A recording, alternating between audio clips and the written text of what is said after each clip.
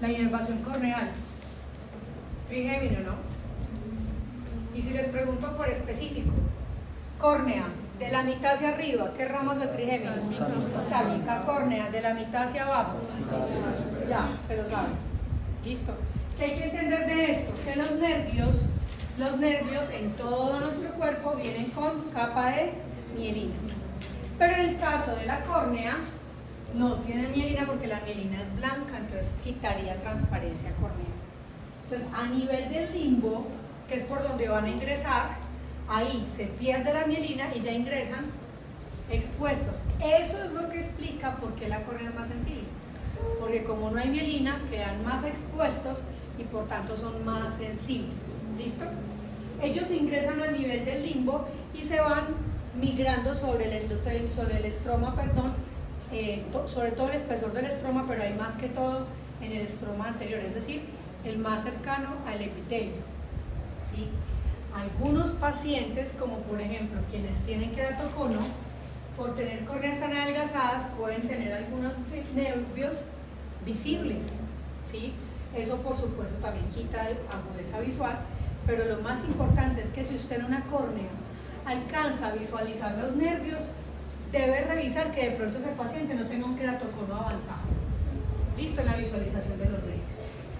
Y no olviden que son altamente sensitivos, entonces situaciones como la queratopatía bulosa, ¿sí? Que es lleno de edema y que cada vez que parpadeo esos edemas allá se distienden, o la pérdida de los hemidesmosomas postquirúrgica, después de la cirugía refractiva, pueden generar dolores muy intensos que incluso le quitan calidad de vida al paciente, no logra ni siquiera abrir los ojos.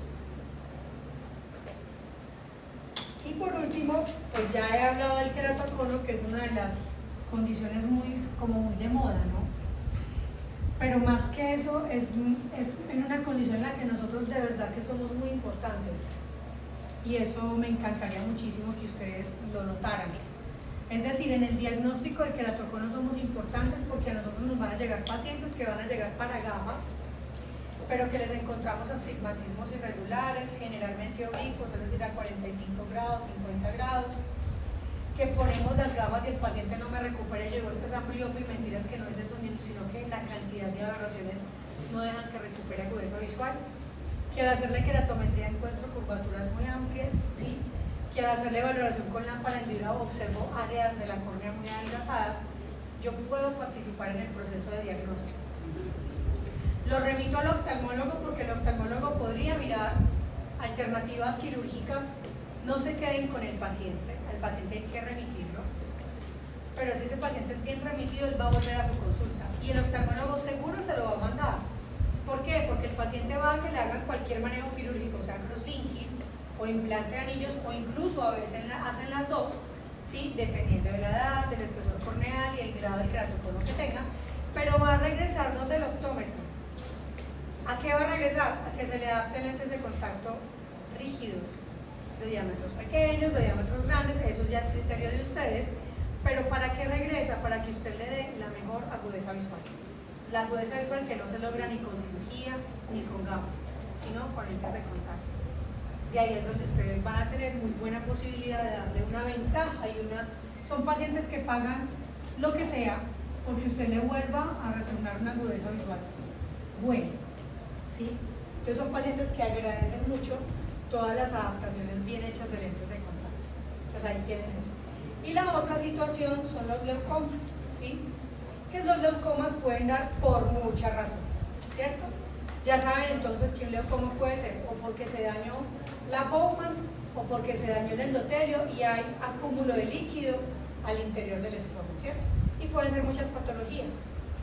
Una de ellas entonces la queratopatía bulosa, que es en postquirúrgicos de catarata cuando tenían un endotelio muy frágil, y habrán muchas más. Por ejemplo, distrofias corneales, es decir, alguien que nazca con una deficiencia en el endotelio, anatómicamente va a fallar ese endotelio en algún momento y empiezan a aparecer opacidades.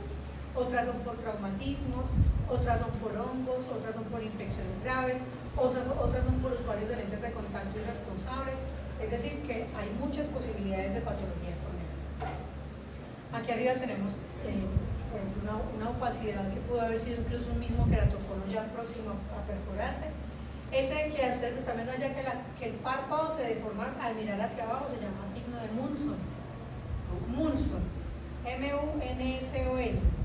El signo de Munson es el signo típico en los pacientes con queratocornea, que el párpado se vuelve así y les muestra la geometría corneal, ¿sí? Trasplantes corneales, este está descompensadito, ¿sí? Es decir, el trasplante corneal es que toman un botón, una parte de una córnea de un donante, ¿sí?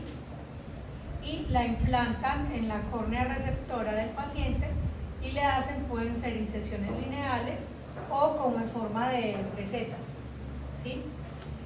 Y le aplican una cantidad de medicamentos que lo que hacen es bajar el sistema de defensa de la córnea para que no haga rechazo corneal. Son pacientes que duran mucho tiempo así y que incluso pueden llegar a sus consultas todavía con las suturas, porque pueden incluso no tener necesidad de retirar las suturas. Las suturas, ¿de qué depende retirarlas? O que estén molestando y que queden expuestas, o que generan astigmatismos altos. Entonces lo que hacen es quitar las suturas para ir como regularizando y evitar la posibilidad de astigmatismos altos. Eso no lo hace... Eso lo hace el oftalmólogo, pero no el oftalmólogo general. Eso lo debe hacer un oftalmólogo con especialidad en córnea, con su especialidad en córnea. Cuerpo extraño. Este es el típico cuerpo extraño metálico de los pacientes que trabajan con pulidora. El tema con la pulidora es que como eso maneja altas velocidades y lo hace sobre material metálico, el metal se calienta. Y cuando viaja, golpea la córnea, pero calienta tanto que genera una quemadura y un halo de hierro alrededor. Entonces, lo que uno hace es con la lanceta de una aguja, es decir, no la pone de frente, sino que con los bordes, ella tiene filo a los lados, usted va raspando, ¿sí?, la córnea para eliminar no solo el cuerpo extraño, sino la quemadura alrededor, y ya luego esperar a que se recupere, ¿cierto?, que se regenere. Saben que el epitelio se regenera en 3 días. Hay muchas personas que se demoran en quitarse el cuerpo extraño y lo que hay es un crecimiento del epitelio por encima y es más difícil ya lastimar el ojito para poder volverlo a hacer, ¿cierto? Pues no inmediato, pero ojalá pues el mismo día o el día siguiente, pero debe hacerlo, debe retirarlo. Lo hace. Nosotros podemos hacerlo. Si usted se siente con la habilidad para hacerlo, sí lo puede hacer, pero tiene que ser muy juicioso por eso.